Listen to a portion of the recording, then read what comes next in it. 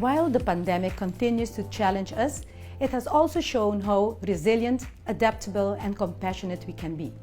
As part of its One Way, One World initiative, Guardian Group has joined the World Happiness Awards, a project of the World Happiness Fest. Supported by more than 300 institutions and thought leaders all over the world, we are working to bring hope, tools, and support to the largest possible number of people everywhere to simply help in making life easier. Here in the Caribbean, we have many examples of the ways in which people have responded and adapted to these challenges. Today, we feature one of those courageous individuals. Today, our guest is Boudino de Jong from Profound, a very energetic company. But I want you to tell me, Boudino, what type of company do you exactly have? Yeah, so we have a digital agency. We call it a 360 digital agency. That means that we cover multiple services in the spectrum of digital, meaning domain names up to website development, online marketing, software development, and often we do that in projects relating to digital transformation. So it's not only offering a website or the online strategy, but it's really helping companies to transition from, let's say, the old business to the more digital-centered businesses. Now with this pandemic, a lot of things change for a lot of line of business. How did you experience this pandemic period? Yeah, so 2020 has definitely been a, let's say, disruptive year with the whole pandemic and COVID-19.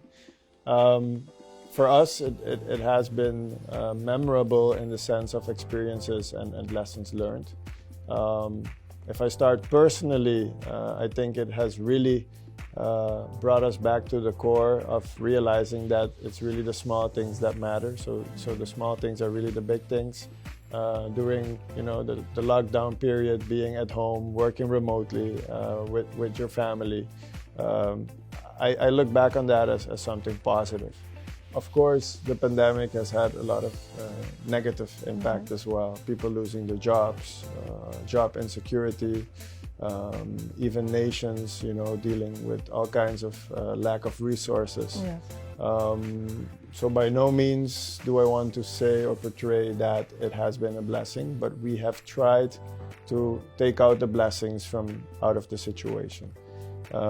As a company, I think very quickly already we said, hey, this is serious, and as a digital agency, you are well equipped to work remotely. So that switch was done, within a second, and we were ready to go. That doesn't take away the human aspect, and as we also encountered, people got detached. Everybody was working from home, and people were missing being together and having fellowship together.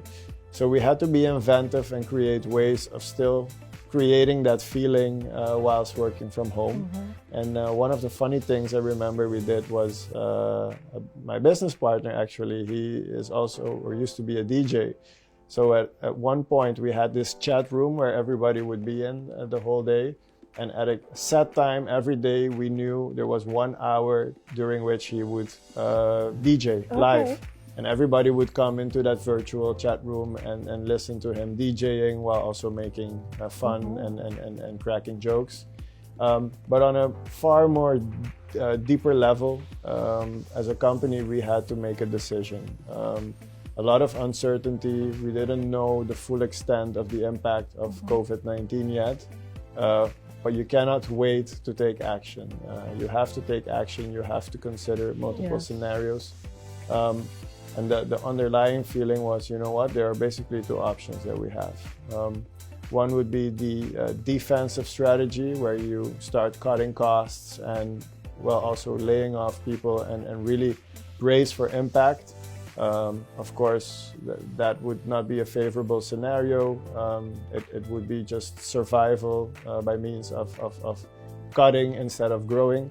So we were not fond of that scenario. And then we said, the only scenario we have is the offensive strategy. We need to go against this current.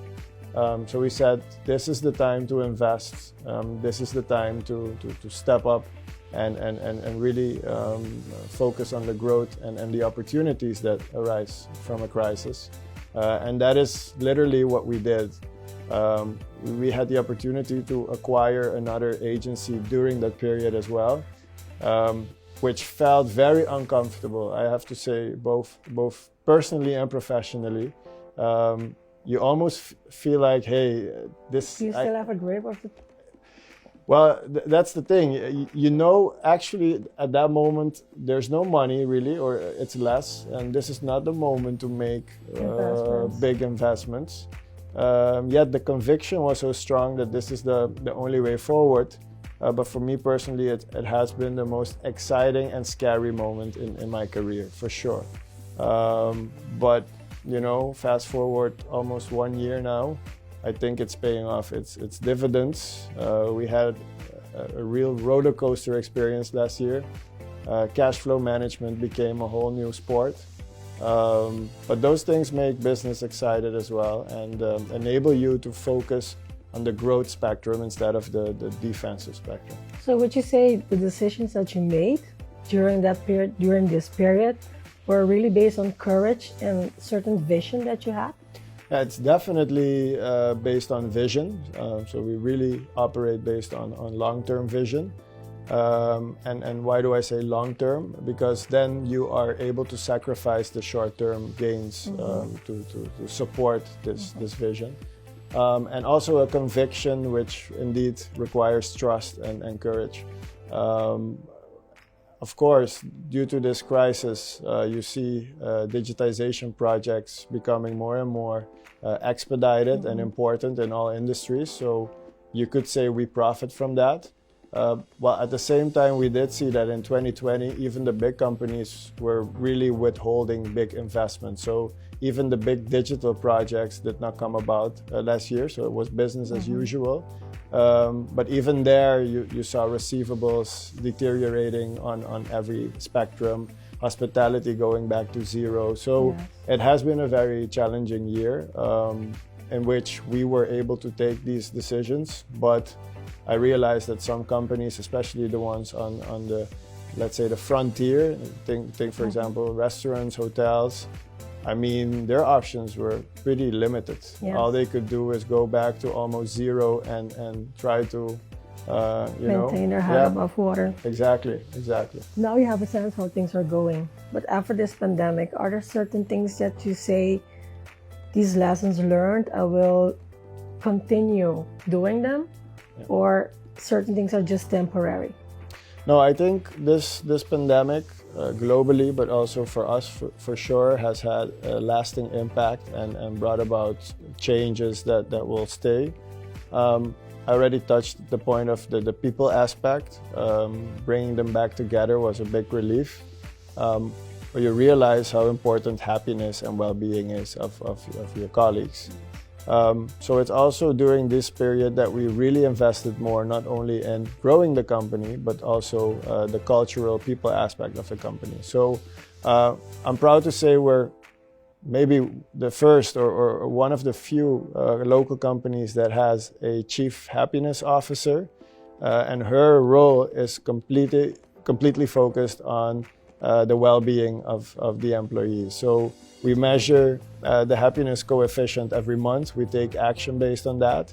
And it's a serious and challenging process, because the moment you start measuring it and you see it, you have to deal with it. So it might even feel counterproductive initially. But we definitely see a switch there. We're very much an organization focused on a happiness-driven organization.